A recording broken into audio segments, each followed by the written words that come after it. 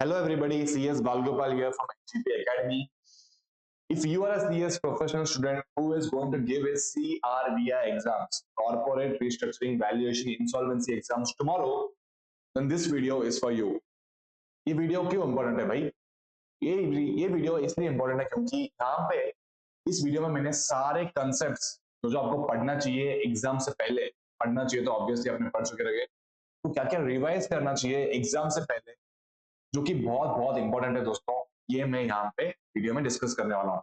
Okay, so this video is divided into two parts. Number one is high marks practical questions के कौन से concept में पढ़ने चाहिए, लो मार्क्स थियोरेटिकल क्वेश्चंस के कंसेप्ट हमें क्या क्या पढ़ने चाहिए. Is it clear? Okay, so number one, let's start with number one. Topics you should focus on. One is valuation concepts. दोस्तों ये बहुत बहुत इंपॉर्टेंट कंसेप्ट्स है. हमें यहाँ पे EBITDA, PAT, discounting cash flow, हमें इसका फॉर्मूलाज अच्छे से बाय हार्ट करना है. Link is in description. Formulas के सारे फॉर्मूलाज मैंने सारे दिए हैं डिस्क्रिप्शन में, तो आप अच्छे से पढ़ लेना. वैल्यूएशन कंसेप्ट बेटा जी बहुत बहुत इंपॉर्टेंट है. 10 से 15 मार्क के सवाल तो ऐसे पूछ लेते हैं. आपको कुछ थ्योरी व्योरी कुछ पढ़ने की जरूरत नहीं है. फॉर्मूलाज अच्छे से पढ़ना है, कंसेप्चुअल क्लैरिटी आपको अच्छे से आना चाहिए, and then we are done. Number two is EPS and share swap calculations. Corporate restructuring subject है भाई, तो ऑब्वियसली ये चीज बहुत बहुत इंपॉर्टेंट है. इसमें से आपको EPS post merger share swap ratios calculate करना पड़ेगा, जो कि बहुत बहुत इंपॉर्टेंट है दोस्तों. 10 से 15 मार्क आ जाता है आराम से. Number three is CIRP and voting thresholds. तो इसमें आपको केस स्टडी दिया जाएगा एंड आपको फाइंड आउट करना पड़ेगा कि भाई ऑपरेशन क्रेडिटर्स ने जो भी रेजोल्यूशन पास किए हैं, इज दैट वैलिड और नॉट. 75% तो आपको पता ही है वोटिंग रिक्वायरमेंट है, तो आपको वो सब चीजें अच्छे से एनालाइज करके आपको आंसर देना है. So you should be thorough with the provisions of CIRP and voting thresholds. Okay, number four is दोस्तों buyback compliance. Buyback compliance and take over compliance. SEBI regulations आपको बहुत बहुत अच्छे से आना चाहिए दोस्तों. प्रोविजंस अच्छे से याद रहना चाहिए. जब भी आपको केस स्टडी पूछा जाएगा, आपको प्रोविजंस लिखना पड़ेगा, and then you need to analyse the case study properly and then give your solution. Without without theoretical knowledge ये क्वेश्चन का आंसर करने में कोई फायदा नहीं है दोस्तों. 10 मार्क का सवाल ये आता ही है एग्जाम्स में. Okay, so over here, question is asked like, analyze whether a buyback proposal meets the threshold or not, or the takeover proposal meets the threshold or not. You need to answer it yes or no. If no, why no? If yes, why yes? In the provisions, सब कुछ तुम्हें disclose करना पड़ेगा answer में. Okay. And the last and the most important is demerger and tax neutrality. तुम्हें conditions under section 2 subsection 19AA of Income Tax Act, ये आपको अच्छे से याद करना पड़ेगा दोस्तों. रिवाइज करो इसको अच्छे से, एग्जाम से पहले बहुत बहुत इंपॉर्टेंट सवाल है. इसमें आपको डिटरमाइन करना पड़ेगा कि भाई if tax concessions will apply to this demerger और नॉट. इसके साथ साथ तुमको टैक्सेशन ऑफ स्लम सेल्स ये भी तुमको अच्छे से याद रखना है.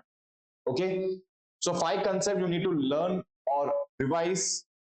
Number one is valuation concepts, EBITDA, PAT, DCF. Number two, EPS and share swap calculations, EPS post merger share swap ratios अच्छे से याद रखना पड़ेगा, फॉर्मूलाज याद करो. Number three, CIRP and voting thresholds. Please be thorough with the provisions. Number four, buyback compliance and take over compliance. तुमको provisions, criteria, condition सब कुछ अच्छे से रिवाइज करना चाहिए एग्जाम से पहले. Number four, demerger and tax neutrality. उसमें भी दो चीजें आपको याद रखना है दोस्तों, taxation of slum sales and number two is tax neutrality in case of demergers. ये 5 चीजें प्लीज दोस्तों अच्छे से रिवाइज करना. ये चीज बहुत बहुत बहुत इंपॉर्टेंट है. 10 से 15 मार्क का एक एक सवाल आता है, तो it's very easy. You just have to learn the formula, implement it, execute it, provisions डालो, एनालाइज करो, आंसर लिखो, and then you are done. 10 to 15 marks easily आ जाएंगे आपको फॉर अ सिंगल क्वेश्चन. यहाँ पे तो भाई 30 to 40 मार्क्स आपको आराम से यहाँ पे आ जाएंगे. Okay, number two is let's focus on the theory part. What all theory parts you need to study, sir, before going to the exam? Number one is due diligence in merger and amalgamation. तुमको financial, legal, operational, environmental and tax due diligence ये concept तुमको अच्छे से revise करके जाना है दोस्तों। Exam में पूछ सकते हैं, 3-3 मार्क के सवाल आते हैं दोस्तों, तो क्यों वेस्ट करना, राइट? ये बस रीड करके जाना। Number 2 is role of NCERT in corporate restructuring. भाई एनसीईआरटी का क्या रोल है, क्या importance in case of approving mergers, demergers, compromises, agreements. तुमको पेटिशन ड्राफ्ट करना पड़ेगा, पेटिशन अच्छे से कैसे ड्राफ्ट करना चाहिए ये प्लीज रिवाइज करके जाना अच्छे से। Number 3 is definitions under competition act. जितने भी डेफिनेशंस है कंपटीशन एक्ट चैप्टर में अच्छे से रिवाइज करना दोस्तों, 3-3 मार्क के सवाल पूछ सकते हैं। Number 4 is exclusion of assets in liquidation. भाई इंसॉल्वेंसी का सेक्शन है, तुमको ये अच्छे से याद रखना है कि कौन से एसेट्स आर इंक्लूडेड, कौन से assets are excluded from the liquidation. The last is spin-offs and slump sales. Tax implications for both scenarios. तुमको अच्छे से याद रखना दोस्तों। What you do is before giving the exams, एक बार गूगल पे जाकर टाइप करो real life scenarios of spin-offs and slump sales. तुमको बहुत सारे केस स्टडीज आएंगे, तो एक बार बस अच्छे से रीड करके जाना, खुद दिमाग में तुम्हें फिट हो जाएगा। जब भी तुम्हें एग्जाम में सवाल पूछेंगे, you will be easily able to write the provisions, you can easily analyze, you can conclude, and then most importantly examiner को तुम्हें खुश करना है तो तुम्हें रियल लाइफ केस स्टडी डालना होगा। फॉर एग्जांपल XYZ का मर्जर हुआ था, XYZ का स्पिन ऑफ हुआ था, स्पिन ऑफ में क्या हुआ था, क्यों हुआ था, ये बस ब्रीफली अगर तुम लिख लोगे तो एग्जामिनर बहुत खुश हो जाएगा, इजीली 3 मार्क्स मिल जाएंगे तुम्हें। ओके, तो बेटा जी ये हो गया exams point of view, syllabus point of view. अभी आते हैं non syllabus point of view, exams लिखते कैसे हैं ये हम देखते हैं। 3 टिप्स। ओके, सो मैंने 21 इयर्स एज में क्लियर किया था CS। मैंने मतलब बहुत वेस्टर्न रीजन में मेरा CRM है, एकदम हाईएस्ट आया था दोस्तों। So based on all my experiences, how I studied, what all things I did, what all things work for me, what all things don't work for me, सब कुछ मैंने एनालाइज करके तुम्हें बस 3 टिप्स बोलूंगा। ओके, नंबर 1 इज दोस्तों attempt 100% of your paper no matter what. Again I'm saying attempt 100% of your paper no matter what. तुम्हें exam में आंसर आ रहा है नहीं आ रहा है doesn't matter, you just have to attempt. अगर तुम्हें attempt भी नहीं कर पा रहे हो, simply just draw mind map, introduction, mind map, conclusion डालो and then proceed with the next question. Don't ever skip any question in the exam, please दोस्तों।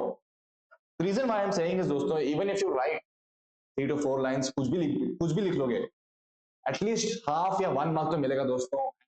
You have no idea, every single mark counts दोस्तों। So please, you know, it's a humble request and attempt 100% of your paper. Okay, number 2 is presentation, very very very important।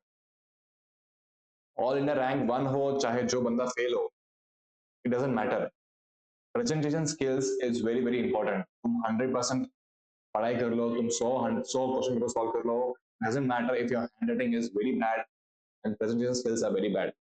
दूसरा मैं क्यों बोल रहा हूँ, क्योंकि examiner जो है वो हमारे जैसे ही इंसान है। ओके, उसकी भी लाइफ में बहुत सारे प्रॉब्लम चल रहे होंगे, उसकी भी लाइफ झंड है शॉर्ट। सो ऑलरेडी इफ बंदे का लाइफ झंड है एंड देन उसको आंसर शीट आता है जिसका प्रेजेंटेशन बहुत ही खराब है, एक आंसर इधर है, एक सेक्शन उधर है, कटिंग है, obviously you know he will get irritated, frustrated, and you should never ever irritate the examiner। चाहे कुछ भी हो जाए, एग्जामिनर अगर इरिटेट हो गया तो तुम्हें जहां 5 मार्क मिलने चाहिए थे वो जानबूझ के तुमको 3 मार्क देगा। गुस्सा है भाई तुमसे, क्यों देगा तुमको 5 मार्क, है ना? तो दोस्तों चाहे कुछ भी हो जाए, try to make as less cutting as possible. Okay, presentation बहुत अच्छा होना चाहिए तुम्हारा, तुम्हारा हैंडराइटिंग भले ही कितना भी खराब हो, डजंट मैटर, एग्जाम में तुम्हें तुम्हारा हैंडराइटिंग अच्छे से लिखना चाहिए। कॉलम बनाओ, after every answer draw line after that answer, no it should be very very presentable. कौन सा क्वेश्चन कैसा है, अरेंजमेंट, एग्जामिनर को सब अच्छे से दिखना चाहिए। Okay, number 3 is giving extra to the questions. इसका मतलब क्या है भाई, गिविंग एक्स्ट्रा क्या होता है? जब भी तुम्हें कोई सवाल पूछता है ना, तुम्हें बस उसका आंसर लिख के नहीं आना है, तुम्हें और एडिशनल चीजें देना है जो भाई कोई बुक्स में नहीं लिखा है, कोई एग्जामिनर एक्सपेक्ट नहीं करा तुमसे, तुम्हें वो चीज लिखना है। फॉर एग्जाम्पल, मैंने तुम्हें बताया था कि स्पिन ऑफ्स क्या था इसमें, spin offs and slump sales. For example कोई क्वेश्चन आता है, फॉर एग्जाम्पल कोई स्पिन ऑफ पे कोई क्वेश्चन आता है, you are not only supposed to write the definition of the spin-offs and then explain the provision and all, सबके बाद तुम्हें रियल लाइफ केस स्टडी लिखना है कि भाई इन एक्स एंड वाई कंपनी के बीच स्पिन ऑफ हुआ था, क्यों हुआ था, इस चीज का क्या फायदा हुआ, क्या डिसएडवांटेजेस हुआ। ये तुम अगर लिख लोगे, एंड में स्पिन ऑफ में examiner will be very very happy. Examiner के माइंड में एक परसेप्शन जाएगा तुम्हारे बारे में कि भाई इसे कुछ तो एडिशनल आता है, so obviously he is going to give you extra marks। okay, so all I'm saying is कोई भी क्वेश्चन पूछता है, just don't write the answer and come back, give something extra to the examiner who is not expecting from those 200 papers। 200 papers आ रहे हैं उसके पास and you are one of them, you should give something to the examiner that is not in the 199 papers। give something extra, or unique, real life case study, something, educate the examiner, I will say, educate the examiner। okay, examiner को पता होगा भाई spin off क्या होता है, ये क्या होता है, बट तुम अपना नॉलेज यूज करके उसको समझाओ कि भाई स्पिन ऑफ कैसे होता है, क्या होता है इसमें, स्पिन ऑफ हुआ था, क्या एडवांटेजेस है, क्या डिसएडवांटेजेस है, explain him, you know, it pays a lot. So three things I will say, attempting 100%, don't leave any question blank. कुछ भी हो जाए, तुम्हें कोई क्वेश्चन का आंसर भी नहीं पता है, तुम लिख लो, just bluff it off, but write it in the neat way, presentation skills। Number two is presentation skills, and number three is giving extra, share some knowledge with the examiner। okay, that's all from my side, guys. Thank you so much for watching. I will see you in the next one, and all the best.